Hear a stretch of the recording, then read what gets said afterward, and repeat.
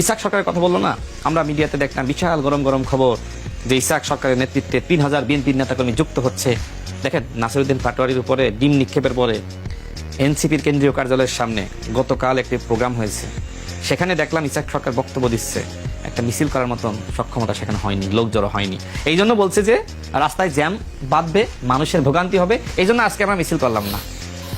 বুঝতেছেন, মানে মিছিল করার মতো লোক হয়নি। এই হচ্ছে এনসিপির অবস্থা। নাসিরউদ্দিন পাটোয়ারি সে বলল যে আমি ডাক দিলে ওই দিন 1 লাখ থেকে 50,000 মানুষ নাকি জড়ো হতো। তো কোথায় তার ঢাকা শহরে সেই 1 লাখ আর 50,000 মানুষ? আমাদের ছাত্র উপদেষ্টা আসিফ মাহমুদের নেতৃত্বে যে মিছিলটা হয়েছে, এনসিপির কেন্দ্রীয় মিছিল, সাথে সাথে মানে ওই দিন কতজন মানুষ হয়েছে? 100 জন হবে। তাহলে 100 জন যাদের মিছিলে হয় না, তারা 1 লাখ মানুষের হুমকি দেয়, গণ অভ্যুত্থানের হুমকি দেয়, সকাল বিকাল তারা বলে গণ অভ্যুত্থান ঘটিয়ে দেবো। এনসিপির নেতৃত্বে এই বাংলাদেশের কোনো গণ অভ্যুত্থান সংগঠিত হবে না ভাই। এনসিপির শক্তি ভারতের তেলাপোকা পার্টির চেয়েও দুর্বল।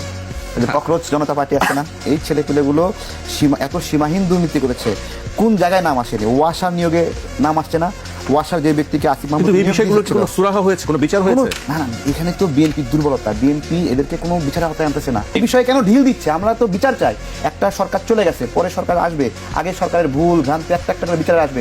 এই জন্যই তো জনগণ পরিবর্তন আনে, এই জন্য তো জনগণ ভোট দেয়, যে জনগণের নির্বাচিত সরকার আগে সরকারের ভুলগুলো ধরবে, দুর্নীতি চুরি চামড়া যা বিচার হবে। সেই জায়গায় অনীহা এবং আগ্রহ কেন?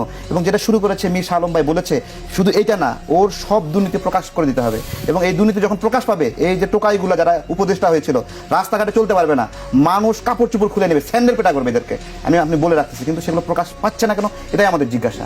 জামাত ইসলাম এতগুলো আসন পেত না, সর্বোচ্চ 10 থেকে 15টা আসন জামাত ইসলাম পেত।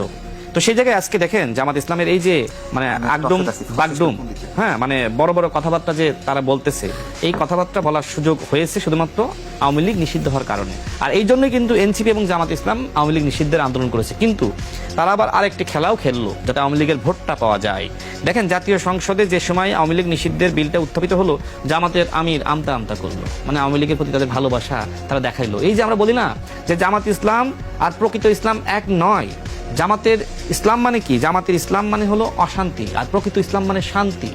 এটাই তো তার প্রমাণ যে আপনি নিষিদ্ধের আন্দোলন করলেন আর আপনি পরবর্তীতে কি করলেন? আপনি আমতা আমতা করলেন কেন? কি কারণ? আওয়ামী লীগের প্রতি জামাতের প্রেমটা বেশি। যেটা তারেক ভাই বলল যে আওয়ামী লীগের জামাতের অনেকে মানে গুপ্ত হয়ে আওয়ামী লীগ করেছে, শিবিরের অনেকে গুপ্ত হয়ে শিবির করেছে, এই জন্য তারা মূলত আওয়ামী লীগের প্রতি প্রেম ভালোবাসা দেখায়।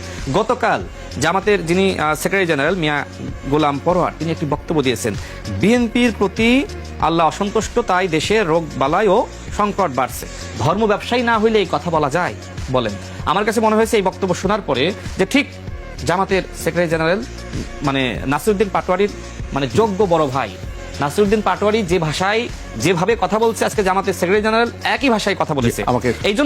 এই জন্য আমরা বলি যে 71-এর জামাত থেকেও বর্তমান জামাত আরো বেশি ভয়ঙ্কর।